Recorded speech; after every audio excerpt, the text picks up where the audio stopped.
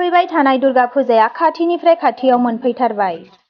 दुर्गा फुजानि मुसुखा बानायनायाव जोबोद मुखुब जादों बरपेटा रडनि हानि मुसुखा बानायग्राफोरा।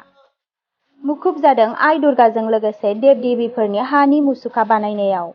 आसिननि बोथोर लानानै गुफुर दारा ओंखारबोदों दुफां। दुफां मानि फुजा फोरबोनि बोथोर। दुफां बोथोरावनो हिन्दु सनातन धोरोमाव गुबुन गुबुन देव-देबीफोरजों फुजा अर्चनानि गेजेरजों सिबिनानै गुबुन गुबुन फुजा खुंफुंनाय जायो। बेनिखायनो दुफां बोथोराव खुंफुंनाय फोरबोखौ दुफां बोथोरारि फोरबो बुंनाय जायो। हिन्दु सनातन धोरोमाव गुबुन गुबुन देव-देबीफोरनि गेजेराव गुबुन मोनसे परम गोहोनि बिमाया जाबाय श्री श्री आइ बिमा दुर्गा देवी। हाजासे फैगौ दुर्गा फुजानि गेजेराव माखासे सानल' थारसै, बेनिखायनो दुर्गा फुजाखौ लानानै रायजोनि जायगा जायगा जेरावबो लाहार फाहार खालामनायाव मुखुब। गंफ्रोमबो फुजा मन्दपाव गोख्रैनो लाहार फाहार खालामदों। दुर्गा फुजानि थाखाय बरपेटा रडआवबो गोख्रोङै लाहार फाहार खालामदों मोनफ्रोमबो दुर्गा फुजानि फुजा कमिटिया। थिग बेबायदिनो मुखुबा बांबोदों हानि मुसुखा बानायग्रा सुबुंफोरा। बरपेटा रडनि 2 नं बाबुपारा 8 नं वार्डनि हानि मुसुखा बानायग्राफोराबो दुर्गा फुजाखौ लानानै 2 गुन मुखुब जानायखौ नुनो मोननाय जादों। बिमा दुर्गाजों लोगोसे गुबुन गुबुन देव-देबीफोरनि मुसुखा बानायनायाव मुखुब जानायखौ। मोनफ्रोमबो बिमा दुर्गानि मुसुखाखौ 15 निफ्राय 30 रोजा रां बेसेननि फाननाय जागोन होननानै मिथिहोदों हानि मुसुखा बानायग्राफोरा। কি কম আমি এই মূর্তিবিলাক বনাই আছো, আমি কাজ কৰি আছো। আমাৰ এই 8-9টা লেবাৰে কাজ কৰি আছে ইয়াতে। আমি ইয়াতে 25-30টা মান মূৰ্তি বনাইছো, দুৰ্গা মূৰ্তি। এই দুর্গা মূর্তি বানাই আমার মানে উল্টাকে লাগি থাকে, মানে তথাপি মানে খাই পিন্ধি মানে কোনো রকম চলি আছো। এই সরকারের পৰা তো আমাক কোনো কিছু নিদিয়ে, মানে ঠাইও আমার কম হয়ে গেছে অলপ। এইটো হেৰি কৰিলে সরকারের পৰা যদি কিবা কিনি সহায় কৰে তেনেহলে আমার অলপ সুবিধা হয়। এইটো বৰপাৰা ৰোড বাবুপাৰা 8 নং ওয়ার্ড।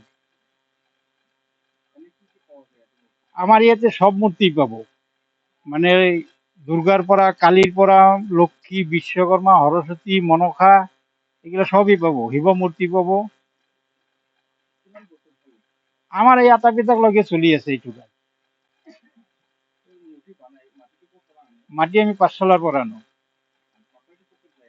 সাপ্লাইটো আমার এইফালে হরবক চক্রঘাট যায়, হাউলিত যায়, বরপাটা কলোনিত যায়, সংকোচি কলোনিত। দুর্গা পূজাৰ এই সপ্তাহখানি বাকী আছে। ইয়াৰ ভিতৰত আমাৰ কাজখিনি কৰিব লাগে। মাজত বতৰে অলপ ডিষ্টাৰ্ব দিলাক, এই বতৰৰ কাৰণে আমাৰ কাজখিনি অলপ পচাই গৈছে। লেবাৰ আমাৰ 8-9 জন আছে। দিনে ৰাতি পুৱা 7টা 7:30টাৰ পৰা আৰম্ভ হয়, ৰাতি 1-1:30টাক লগি কাজ হয়।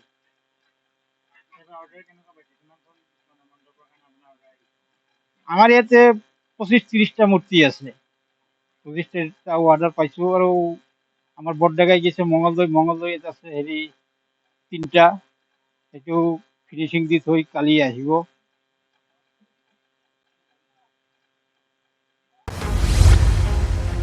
डिजिटेल बड' निउजनिफ्राय गासैखौबो खुलुमनाय आरो बरायनाय बावहरनाय जाबाय।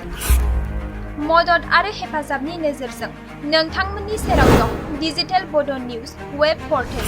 सुखु दुखुनि समाव, खैदां खैफोदनि समाव नोंथांमोननि राव जानानै ओंखारबोगोन डिजिटेल बड' निउज।